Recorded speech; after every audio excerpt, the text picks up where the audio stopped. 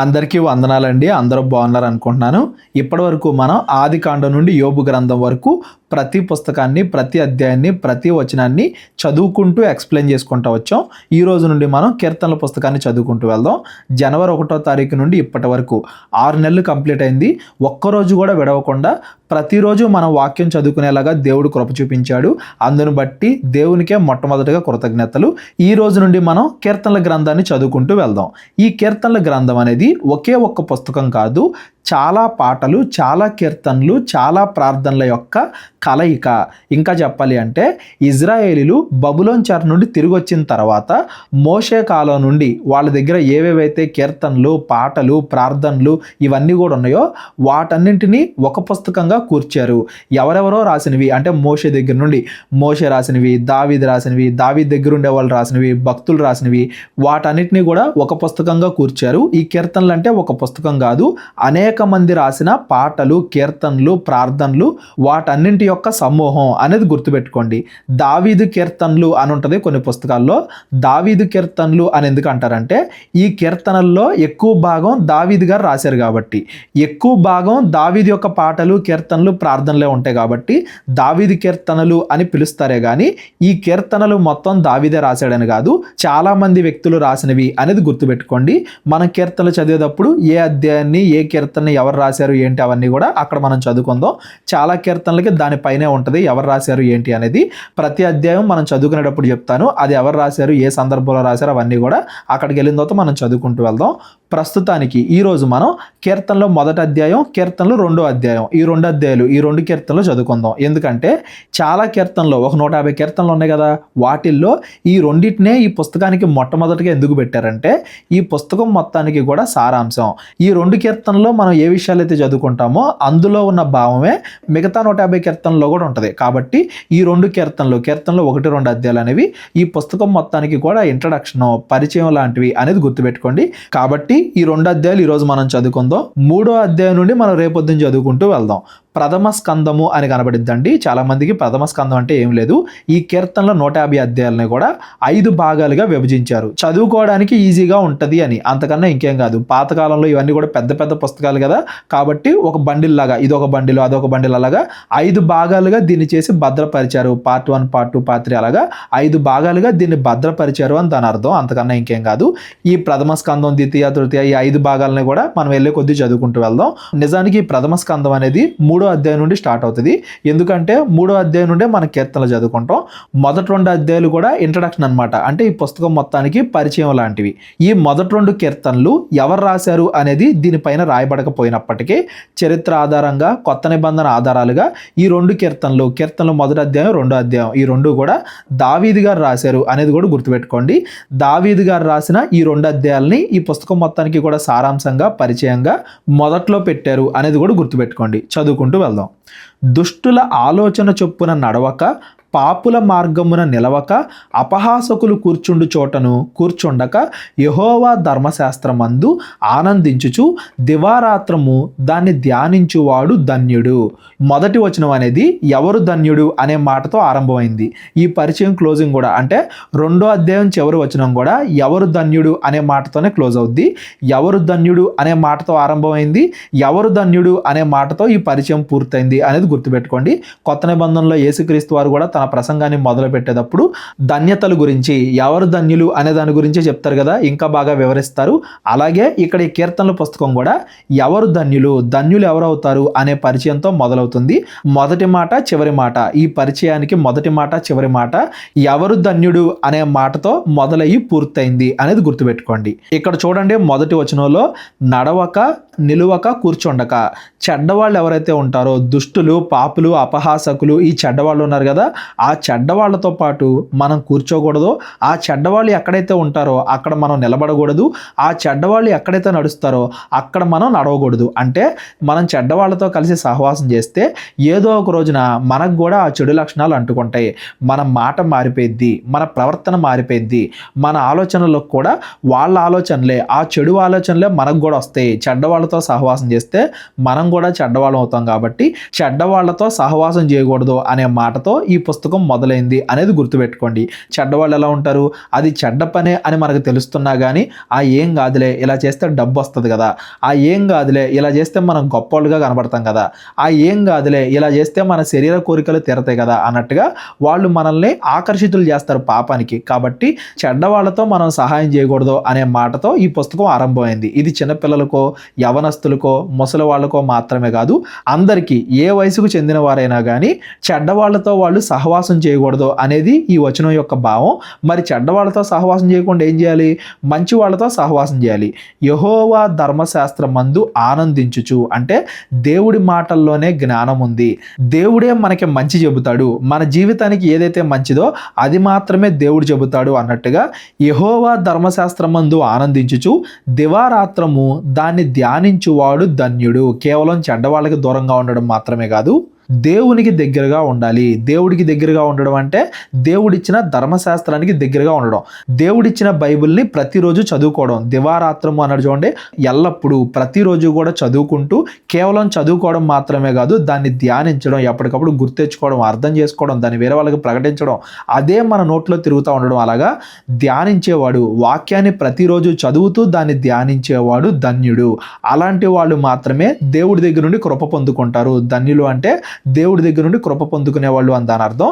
అలాంటి వాళ్ళు మాత్రమే ధన్యులు అనే మాటతో ఈ పుస్తకం అనేది మొదలైంది, ఈ కీర్తనల పుస్తకం అనేది మొదలైంది.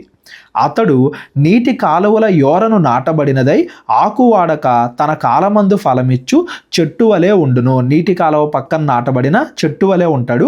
ఆ చెట్టుకి ఆకులు ఎప్పుడు కూడా వాడిపోవు, తన కాలమందు అది ఫలమిస్తుంది. అంటే మంచి చెట్టు, మంచి ఫలాలను ఇచ్చే చెట్టు అని దాని అర్థం.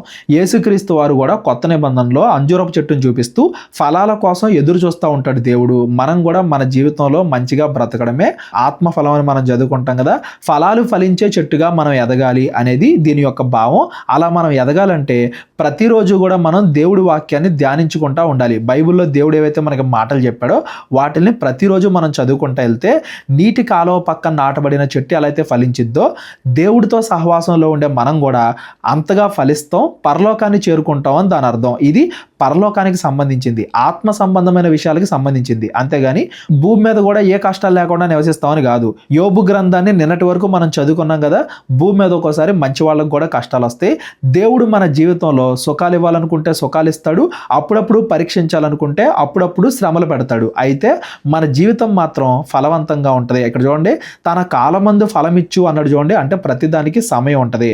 అప్పుడప్పుడు దేవుడు పరీక్ష కోసం శ్రమలు రప్పించినా కానీ జీవితం మాత్రం ఫలవంతంగానే ఉంటుంది. ఫైనల్గా మనం పరలోకానికి వెళ్తాం. ప్రతిరోజు దేవుడి వాక్యాన్ని చదువుకుంటూ చెడ్డవాళ్ళకి దూరంగా ఉంటూ చెడ్డవాళ్ళతో సహవాసం చేయకుండా దేవుడితో, దేవుడిచ్చిన వాక్యంతో సహవాసం చేస్తూ ఉంటే మనం పరలోకానికి వెళతాం. అతడు చేయునదంతయు సఫలమగును. అప్పుడు దేవుడు మన ప్రతి పనిలోనూ తోడుంటాడు.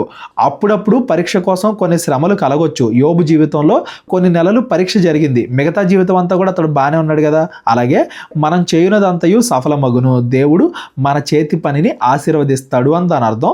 భూమి మీద ఆశీర్వదింపబడతాం, భూమి మీద అప్పుడప్పుడు శ్రమలు పడినా కానీ ఫైనల్గా శాశ్వతమైన పరలోకాన్ని మనం పొందుకుంటాం.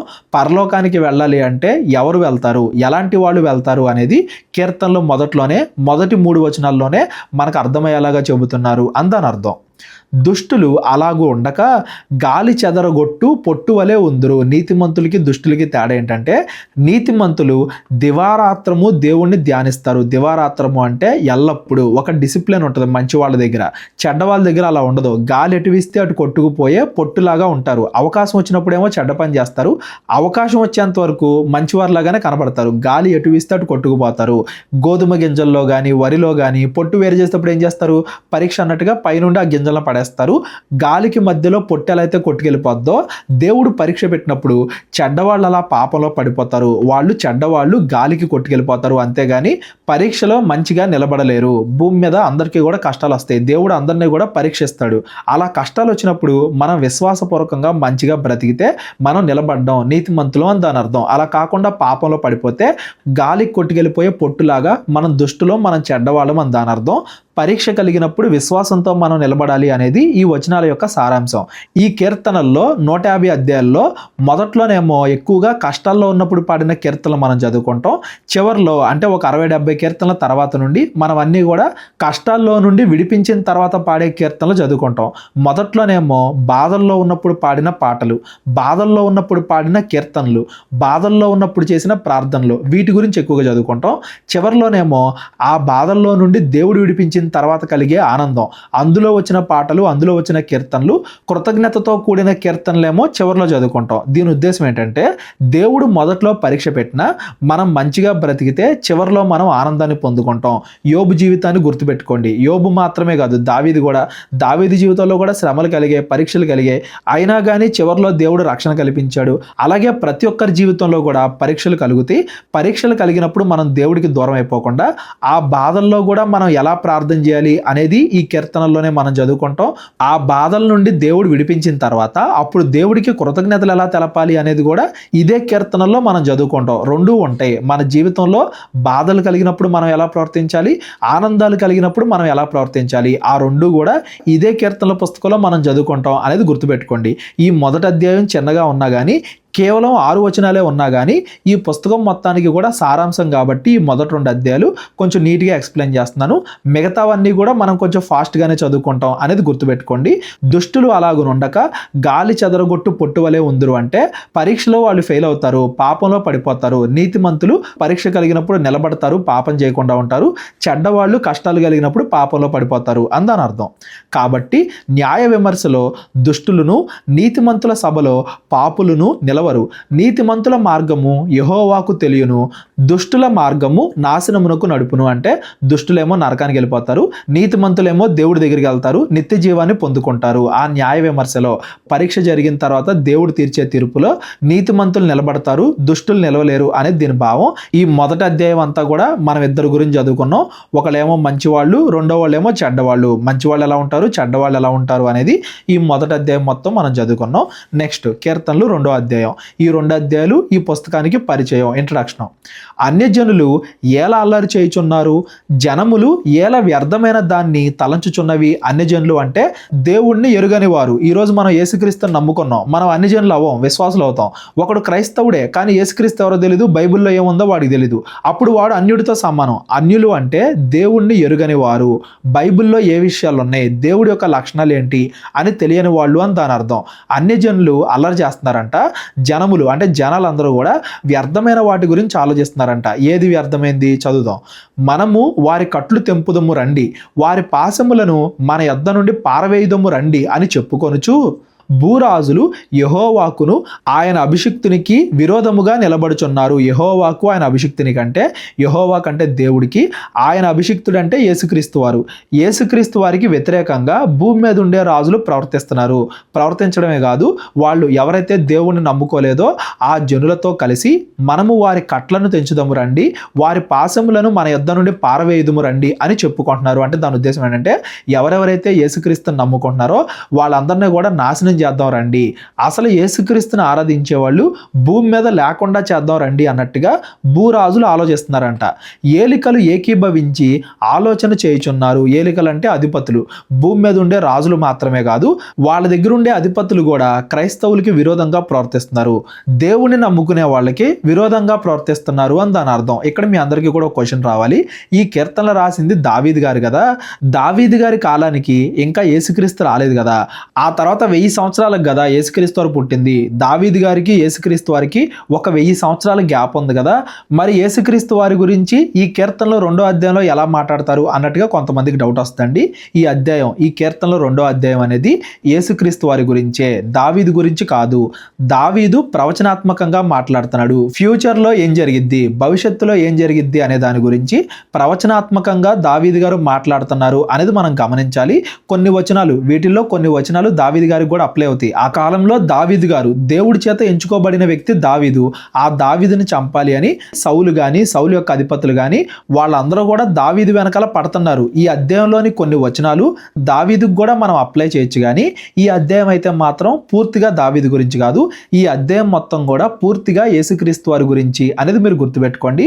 ఎందుకు యేసుక్రీస్తు వారి గురించి, ఎందుకు కేవలం దావీదు గురించి కాదు అనేది కూడా నేను కింద చెప్పుకుంటూ వెళ్తాను. ఇదే వచనాలు మరలా అపోస్తుల కార్యాల్లో మనకు కనబడతాయి. అపోస్తుల కార్యాలు 4వ అధ్యాయంలో పేతురు గారు, యోహాను గారు, అపోస్తులైన పేతురు గారు, యోహాను గారు ఇవే మాటలు మరలా అక్కడ చెప్పి అపోస్తుల కార్యాల్లో ఈ మాటలు నెరవేరుతున్నాయి. భూమి మీద రాజులు గాని, అధిపతులు గాని క్రైస్తవులకి వ్యతిరేకంగా ప్రవర్తిస్తున్నారు, క్రైస్తవ్యాన్ని అణిచివేయడానికి వారు ప్రవర్తిస్తున్నారు అన్నట్టుగా పేతురు, యోహాను గారు కూడా మాట్లాడతారు. అవి ఎప్పటికీ కంటిన్యూ అవుతానే ఉన్నాయి. ఇప్పటికీ కూడా చాలా మంది అధికారులు, నాయకులు క్రైస్తవ్యానికి వ్యతిరేకంగా ప్రవర్తిస్తున్నారు, క్రైస్తవ్యాన్ని అణిచివేయాలి అని ప్రయత్నిస్తున్నారు. ఆకాశమందు ఆసీనుడగువాడు నవ్వుచున్నాడు, ప్రభువు వారిని చూచి అపహసించుచున్నాడు. ఎందుకంటే దేవుణ్ణి ఆపగలరా? యేసుక్రీస్తుని పంపించింది ఎవరో, అభిషిక్తుని పంపించింది ఎవరో దేవుడు. ఆ దేవుడి ప్రణాళికనే ఆపగలరా? చాలా మంది అనుకుంటూ ఉంటారు, భారతదేశం నుండి క్రైస్తవులు లేకుండా చేస్తాం, తెలుగు రాష్ట్రాల్లో క్రైస్తవ్యం లేకుండా చేస్తాం, చర్చి లేకుండా చేస్తాం అన్నట్టుగా చాలా మంది చాలా అనుకోవచ్చు. అవన్నీ కూడా చూసి దేవుడు అపహసిస్తున్నాడు, నవ్వుకుంటున్నాడు. అంటే దేవుడి ప్రణాళికను ఆపడం నరుల వల్ల కాదు. వాళ్ళు భూమి మీద రాజులైనప్పటికీ, అధిపతులైనప్పటికీ దేవుడి ప్రణాళికను ఆపడం ఎవరి వల్ల కూడా కాదు. అంత చిన్న విషయం కూడా గుర్తించకుండా దేవుడికి వ్యతిరేకంగా వాళ్ళు ఎలా ప్రవర్తిస్తున్నారు, అంత బుద్ధిహీనంగా వాళ్ళు ఎలా ఉన్నారు అని దేవుడు వాళ్ళని అపహసిస్తున్నాడు, వారి అవివేకానికి చూసి నవ్వుకుంటున్నాడు అందని అర్థం. ఆయన ఉగ్రుడై వారితో పలుకును, ప్రచండ కోపము చేత వారిని తల్లడింపజేయును. ఎవరైతే చెడ్డవాళ్ళు దేవుడి ప్రణాళికను ఆపాలనుకుంటారో, క్రైస్తవుల్ని అణిచివేయాలనుకుంటారో దేవుడు వాళ్ళని అణిచివేస్తాడు. వారి మీదకి దేవుడి కోపం వస్తుంది. నేను నా పరిశుద్ధ పర్వతమైన సియోను మీద నా రాజును ఆసీనునిగా చేసి ఉన్నాను, కట్టడను నేను వివరించెదను. దేవుడంట భూమి మీద ఒక రాజుని స్థాపిస్తున్నాడంట. యెహోవా నాకీలాగు సెలవిచ్చాను. దావీదికి దేవుడు సెలవిచ్చాడు ఏమని? నీవు నా కుమారుడవు, నేడు నిన్ను కనియున్నాను, నన్ను అడుగుము, జనములను నీకు స్వాస్థ్యముగాను, భూమిని దిగంతముల వరకు నీకు సొత్తుగాను ఇచ్చేదను. ఆ రాజుకి దేవుడు ఏ రాజునైతే నియమించాడో ఆ రాజుకి జనాలందరినీ, భూమిని దాని దిగంతముల వరకు ఆ రాజుకి అప్పగిస్తాడంట దేవుడు. ఈ మాటలు మనం 2 సమూయేలు 7వ అధ్యాయంలో కానీ, దినవృత్తాంతాల మొదటి గ్రంథం 17వ అధ్యాయంలో కూడా మాట్లాడుకున్నాం. అక్కడ కూడా నేను ఎక్స్ప్లెయిన్ చేశాను. ఈ మాటలు కేవలం దావీదు గురించి మాత్రమే కాదు, దావీదు నుండి రాబోయే దావీదు కుమారుడైన యేసుక్రీస్తు వారి గురించి అనేది నేను అక్కడ కూడా చెప్పాను, మరలా ఇక్కడ చెప్తున్నాను. దావీదు కేవలం ఇజ్రాయేలీలకి రాజు, కానీ భూమిని దాని దిగంతముల వరకు, భూమి మీద ఉండే జనములన్నింటికి, అంటే ఇది యేసుక్రీస్తు వారి గురించి. దావీదు కేవలం ఇజ్రాయేలీలకి రాజు, యేసుక్రీస్తు వారు ప్రపంచంలో ఉన్న ప్రతి ఒక్కరికి రాజు. ఎవరెవరైతే పరలోకం వెళ్ళాలి అని ఆశపడుతున్నారో, దేవుడి జనాంగంగా బతకాలి అని ఆశపడుతున్నారో వాళ్ళందరికీ కూడా యేసుక్రీస్తు వారు రాజు. కాబట్టి వీటిని బట్టి మనకేం అర్థం అవ్వాలంటే ఈ అధ్యాయంలో చెబుతున్న మాటలు కేవలం దావీదు గురించి కాదు, దావీదు కుమారుడైన యేసుక్రీస్తు గురించి అనేది మనం గమనించాలి. ఈ మాటలను మరలా మనం హెబ్రీలకు రాసిన పత్రిక 1వ అధ్యాయంలో చదువుకుంటాం. అలాగే సువార్తల్లో కూడా దేవుడే డైరెక్ట్గా శిష్యులతో కనబడి ఈయన నా కుమారుడు, ఈయన మాట మీరు వినండి అని దేవుడే సాక్ష్యం ఇచ్చినట్టుగా కూడా మనం చూస్తాం.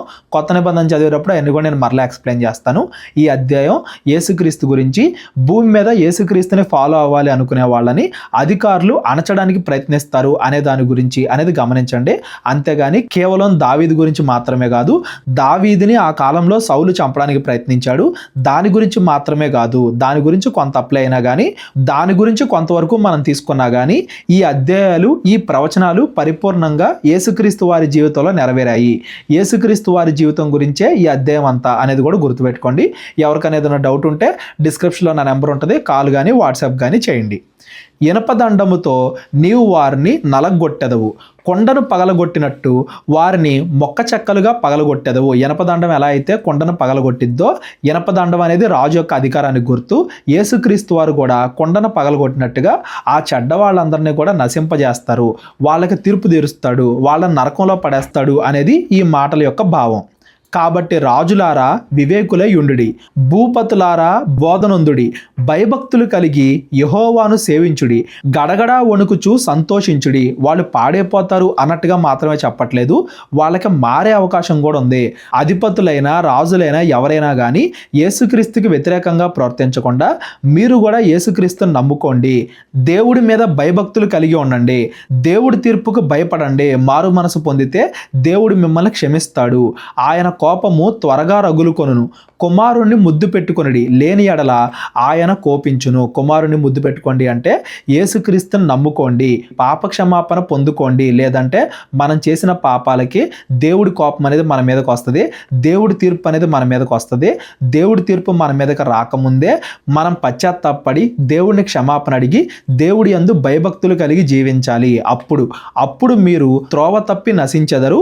ఆయన్ని ఆశ్రయించు వారందరూ ధన్యులు. యేసుక్రీస్తుని ఎవరైతే ఆశ్రయిస్తారో, యేసుక్రీస్తుని ఎవరైతే నమ్ముతారో వారందరూ కూడా రక్షింపబడతారు, ధన్యులుగా ఉంటారు.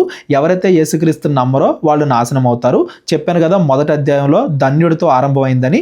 ఇక్కడ మొదటి అధ్యాయంలోనేమో ధన్యుడు అన్నవాడు మంచిగా బ్రతుకుతాడు, చెడ్డవాళ్ళకి దూరంగా ఉంటాడు అని మొదటి అధ్యాయంలో చెప్పబడింది.